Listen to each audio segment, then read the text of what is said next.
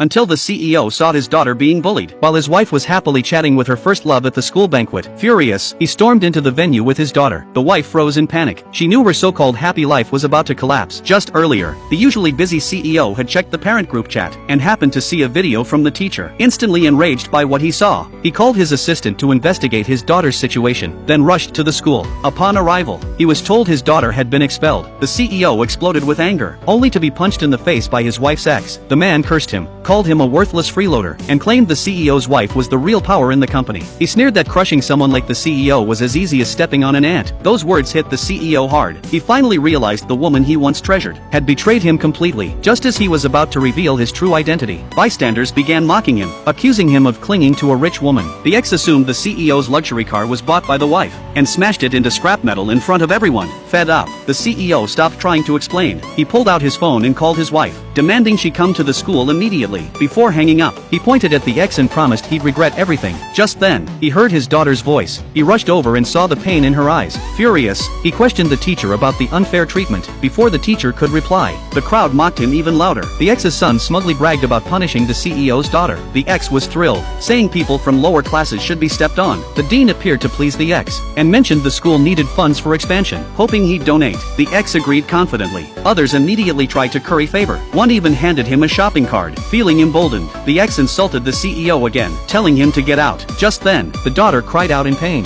The CEO checked her bruises, and hugged her tightly in distress. He lashed out at the ex and his son, but they laughed it off. Unable to hold back, the CEO threw a punch, but was quickly restrained and beaten up by the crowd. His daughter wept helplessly nearby. The ex mocked her, saying she'd grow up to be a homewrecker just like her father. As the CEO was getting attacked, his wife finally arrived. The crowd rushed to welcome her, completely ignoring the CEO and his daughter. They praised her wealth, and claimed she had the support of the richest conglomerate. She beamed with pride. The ex said if she'd come any later, he might have gotten hurt. His son held up his red swollen palm. The wife was about to avenge them, but the ex quickly changed the subject, fearing she'd find out the truth and leave him. He showed her a photo on his phone, asking who the man in the image was. The wife's face went pale, but she lied, claiming the man was just her subordinate, who had already been fired for coveting her beauty and money. She then reassured the ex, saying he was the only one she loved. The CEO finally understood. His wife never truly loved him. He was just her walking ATM. The dean, disturbed by the couple's display, interrupted to remind them the school anniversary was about to begin, and asked her to attend. But just as she turned around, a familiar voice called out from behind her.